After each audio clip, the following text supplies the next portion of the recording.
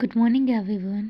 और आज हम डेविडसन से विकेट से रिलेटेड इंफॉर्मेशन पढ़ेंगे। तो फर्स्ट ऑफ ऑल जो एडल्ट्स में अगर बोन रिलेटेड एफिशिएंसी होती है तो ओस्टियोमलेशिया कहा जाता है, and if it is in children so it is called rickets. So ये टर्मिनोलॉजीज हमें पता होनी चाहिए। फर्दर, अब विटामिन डी डेफिशिएंसी किस वजह से होती है, हमें वजह जानना इंपॉर्टेंट है।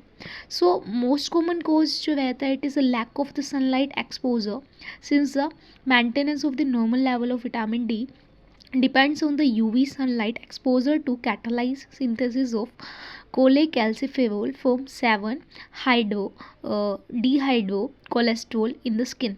तो मोस्टली इन्होंने बताया कि जो ये मैकेनिज़्म है स्पेसिफिक एंजाइम का, इसके नॉर्मल लेवल से अगर इसकी अप डाउन रहती है तो दैट्स वाई जो है विटामिन डी डेफिशिएंसी होती है। तो dietary deficiency can also plays a important role but in small quantity, जो कि हमें फूड में मिल सकती है। दैन उसके बाद जो इन्होंने मेंशन किया है, एक्सेप्ट द ऑयली फिश जो है उसमें नहीं होता। So the amount of presence in the average food is insufficient to meet the requirements. अगर बॉडी को सपोज करते हैं कि विटामिन डी नहीं मिल रहा, सपोज करते हैं डेफिशिएंसी हुई है, तो इट मीन्स जो कोलेक कैल्सीफिरोल था वो प्रोड्यूस नहीं होगा, है ना।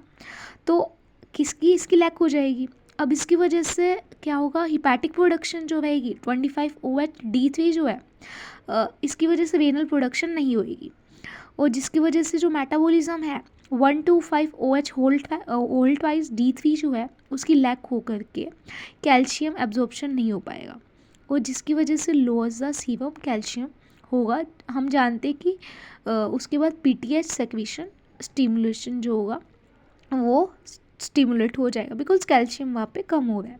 तो ऑटोमेटिकली वो स्पेसिफिक हार्मोन जो होगा अपना काम करेगा स्टार्ट। तो this causes the phosphate wasting. तो इसकी वजह से क्या होगा, ज़्यादा वो कंज्यूम जो होगा बॉडी से लेने लगेगा, बोन वी एब्सॉर्ब होने लग जाएंगी, तो उसकी वजह से क्या होगा, वेस्टिंग होगा। तो जो वेस्टिंग होगा वो उसकी वजह से वो क्या होगा, जो लेवल है वो नॉर्मल लेवल पे आने लग जाएगा, लेकिन इसकी वजह से क्या होगा, डीमिनरलाइजेशन ऑफ बोन हो जाएगा। तो this is how the vitamin D deficiency going on. तो फर्दर द क्लिनिकल फीचर्स। अब क्वेश्चन ये आता है कि विटामिन डी डेफिशिएंसी वाले चिल्ड्रन में हमें बेसिकली क्या सिम्टम्स ऐसे हैं जो हम देखेंगे।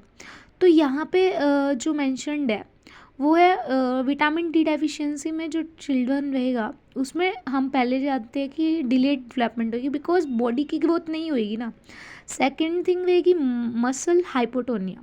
हाइपोटोनिया मतलब कि मसल जो नॉर्मली अपनी मूवमेंट करती हैं वो उससे डेविएट हो गई हैं, तो हाइपोटोनिया लेस हो जाएंगी, कम होने लग जाएंगी। क्रैनियोटेबस। क्रैनियोटेबस जो होते हैं ना, मेनली विकेट्स वाले चिल्ड्रंस में देखने को मिलता है। तो इसमें क्या रहता है कि small unossified areas in the membranous bones of the skull that yield to finger press with the cracking feeling. मतलब जब उसके हेड स्कल की साइड प्रेस किया जाता है तो वो कैसा फील होता है, जैसे क्रैकिंग फीलिंग होती है। तो सेकंड आता है बोसिंग। बोसिंग का मीनिंग क्या रहेगा, of the frontal and parietal bone and delayed anterior fontanelle closure. तो बोसिंग होने की वजह से क्या होगा, जो फ्रंटल और पैराइटल बोन है उन बोन्स में क्या होगा, फर्दर जो एंटीरियर फ्रंटल है वो क्लोज भी होगा जल्दी। Enlargement of epiphysis at the lower end of the radius. जो एपिफाइसिस है वो इलाज ज़्यादा जल्दी होएगा और ग्रोथ नहीं हो पाएगी ना। And the swelling of the chips. And further जो हम एक्सरे में डिटेक्ट करते हैं वो वहाँ पे ये भी देखने को मिलता है कि विकेटी रोजवी देखने को मिलता है। तो विकेटी रोजवी जो टर्मिनोलॉजी है इसका मीनिंग क्या रहेगा, swelling of the rib costochondral junction. जो विप्स के बीच में जो कोस्टोकोंडल जंक्शन रहता है ना, तो वहाँ पर आप देखेंगे कि उस इमेज में वहाँ पे उसकी इन्फ्लेमेशन देखने को मिलेगी, स्वेलिंग देखने को मिलेगी। Osteomalacia in adults insidiously mild osteomalacia can be asymptomatic और प्रेजेंट विद द फ्रैक्चर्स। तो ओस्टियोमलेशिया बहुत असिम्टोमेटिक रहती है, माइल्ड अगर हो तो, एंड फर्दर फ्रैक्चर्स एक्सेट्रा आपको देखने को मिल सकते हैं। Most severe osteomalacia present with the muscles and bone pain, general malaise and the facility fractures. Further जो प्रोक्सिमल मसल्स है वो वीकनेस रहती है प्रीडोमिनेंटली, पेशेंट की एक जो गेट है वो कैसी रहती है, वैडलिंग गेट होता है. इट्स लाइक वो स्वान जो होता है वो पैर जो होता है आगे पीछे करके चल रहा होता है, बहुत जो वेडिंग गेट है वो हम दिखाएंगे आपको इमेजेस लास्ट में. For the struggle to climb the stairs और get out of a chair, बहुत ही स्ट्रगल रहता है उस समय, उससे क्लाइम नहीं हो पाती है स्टेयर्स, बहुत क्लाइम इन द सेंस उसको चढ़ा भी नहीं जाता है, फटीग होता है, पेन होता है उसको चढ़ते हुए. There may be a bone and the muscle tenderness on the fracture, focal bone pain can occur due to the fissure fractures of the ribs and pelvis. So हम इस चीज़ को फर्दर आगे जानेंगे. तो अब तक जो हमने पढ़ा मैं उसको थोड़ा सा टेबल फॉर्मेट में causes of osteomalacia and wickets पे हम ज़्यादा फोकस करेंगे.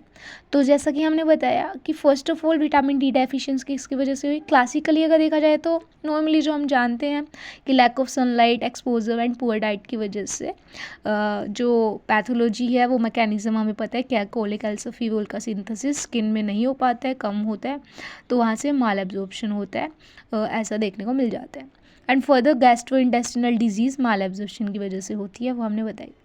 सेकेंडली हमने बताया कि failure of the 1 to 5 vitamin D synthesis, further उसकी वजह से क्रोनिक वेनल फेलियर हो सकता है.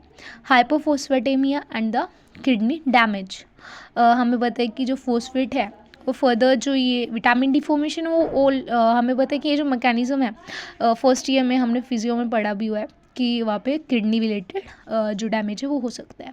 तो इम्पेयर्ड कन्वर्जन ऑफ जो नहीं हो पाता है ये कन्वर्जन, दैट्स वाई ये फर्दर अफेक्ट करता है. उसके बाद ऑटोजोमल रिसेसिव अल्फ़ा जो इंजाइम है वो फर्दर काम नहीं कर रहा होता, उसका म्यूटेशन होता है, तो इस म्यूटेशन की वजह से भी हमें ये डिजीज़ देखने को मिल जाएगी. देन उसके बाद विटामिन डी रिसेप्टर डिफेक्ट, तो यहाँ पे मेनली क्या होगा, म्यूटेशन की वजह से, इनएक्टिवेटिंग म्यूटेशंस होने की वजह से इम्पेयर्ड रिस्पॉन्स रहेगा 1 to 5 OH ट्वाइस D3 का. देन उसके बाद आता है defects in the phosphate and pyrophosphate metabolism, तो यहाँ पे एक्स लिंक डोमिनेंट रहेगा. तो इसमें क्या रहेगा कि हाइपोफोस्फेटेमिक रिकेट्स होगा. हाइपो मतलब कम होना, फोस्फेटेमिक मतलब उसकी डेफिशिएंसी होना है ना, तो वहाँ पे एक्स लिंक जो रहेगा, ये जो स्पेसिफिक जीन है उसका म्यूटेशंस होने की वजह से वो क्या होगा, डिग्रेड हो जाएगा. FGF23 जो होगा नॉट डिग्रेडेड नॉर्मली, जो नहीं होता है लेकिन वो डिग्रेड होने लग जाएगा इस म्यूटेशन की वजह से. फॉर द ऑटोजोमल डोमिनेंट रहा तो अगर यही हाइपोफोस्फेटेमिक रिकेट्स जो है तो उस केस में फिर से FGF23 जो रहेगा वो म्यूटेशन करेगा और वो वापस रेजिस्टेंट हो जाएगा डिग्रेडेशन के साथ. देन उसके बाद अगर यही ऑटोसोमल रिसेसिव हुआ तो DMP1 म्यूटेशन कोज करेगा और ये DMP1 जो होगा लोकल इफेक्ट डेफिशिएंसी कोज करेगा मिनिमलाइजेशन के समय. अब फर्दर आता है tumours. Tumour induced hypophosphatemic osteomalacia में क्या होगा, ectopic production of FGF23 by tumour, तो ओवर प्रोडक्शन होने लग जाएगी. उसके बाद आता है फोस्फेटेजिया, तो इसमें क्या होएगा, बोन स्पेसिफिक एल्कलाइन फोस्फेटेज जो रहेगा वो म्यूटेशन करेगा.